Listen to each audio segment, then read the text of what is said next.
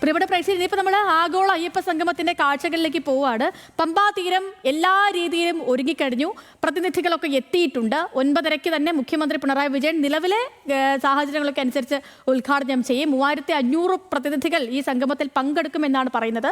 3 വേദികളിലായി ചർച്ചകൾ നടക്കും. സംഗമത്തിൽ 3 സമാന്തര സെഷനുകൾ ഉണ്ടായിരിക്കും. ശബരിമല മാസ്റ്റർ പ്ലാനാണ് ആദ്യത്തെ സെഷൻ. സംഗമത്തെക്കുറിച്ച് BJP മുതിർന്ന നേതാക്കളോട് സംസാരിച്ചിരുന്നുവെന്നും സംഗമത്തിനോട് വിയോജിപ്പില്ല എന്നറിയിച്ചുവെന്നും വെള്ളാപ്പള്ളി നടേശൻ പറഞ്ഞു.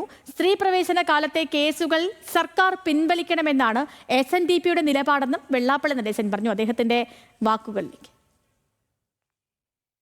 BJP ബഹിഷ്കരിച്ചതെന്ന് പറഞ്ഞാൽ അവർക്ക് ഞാൻ അവരോട് ചോദിച്ചു, നിങ്ങൾ കാണിക്കുന്നത് ഞങ്ങൾക്ക് അഭിപ്രായ വ്യത്യാസമൊന്നുമില്ല, പക്ഷേ ആ പഴയ ചില കേസുകളുണ്ട്, ആ കേസുകൾ പിൻവലിക്കാത്തതുകൊണ്ടും അഫിഡവിറ്റ് തിരുത്തി കൊടുക്കാത്തതുകൊണ്ടും ഉള്ള അഭിപ്രായ വ്യത്യാസം കൊണ്ട് ഞങ്ങൾ വരുന്നില്ല.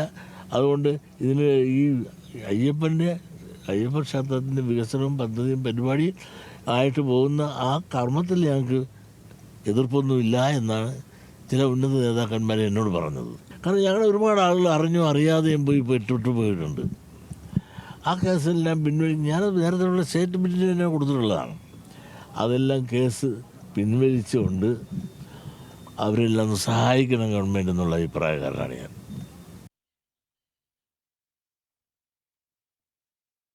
ഈ ഗവൺമെന്റ് വിശ്വാസി സമൂഹത്തിന്റെ താല്പര്യങ്ങൾ സംരക്ഷിക്കാൻ വേണ്ടി നിന്നിട്ടുള്ള ഗവൺമെന്റാണ്. കേരളത്തിന്റെ ചരിത്രത്തിൽ ഒരിക്കലും ഏതെങ്കിലും ഒരു ഗവൺമെന്റ് ആരാധനാലയങ്ങളുടെ അടിസ്ഥാന സൗകര്യ വികസനത്തിന് വേണ്ടി ഒരു 500 കോടി രൂപ മുടക്കിയിട്ടുണ്ടെന്ന് എനിക്ക് തോന്നുന്നില്ല. ആദ്യമായിട്ടാണ് ഒരു ഗവൺമെന്റ് 500-ൽ പരം കോടി രൂപ ആരാധനാലയങ്ങളുടെ അടിസ്ഥാന സൗകര്യ വികസനത്തിന് ചെലവഴിച്ചത്. അതിൽ ഏറ്റവും കൂടുതൽ പണം ചെലവഴിച്ചിട്ടുള്ളത് ഈ ശബരിമലയുടെ വികസനത്തിനാണ്. അപ്പോൾ 2017 പമ്പാ സംഗമം, അന്ന് നടന്ന പമ്പാ സംഗമം നടക്കുമ്പോൾ അന്നത്തെ പ്രസിഡന്റ് എന്ന് പറയുന്നത് ശ്രീ പ്രയാർ ഗോപാലകൃഷ്ണൻ ആയിരുന്നു. അദ്ദേഹത്തിൻ്റെ നേതൃത്വത്തിലാണ് സംഗമം നടന്നത്. 6 ദക്ഷിണേന്ത്യൻ സംസ്ഥാനങ്ങളിലെ മന്ത്രിമാരും മറ്റുമൊക്കെ പങ്കെടുത്ത വലിയൊരു സംഗമമായിരുന്നു അത്. ഒരു അഭിപ്രായ വ്യത്യാസവും അതിനകത്തുണ്ടായിരുന്നില്ല. എല്ലാവരും സഹകരിച്ചതാണ്.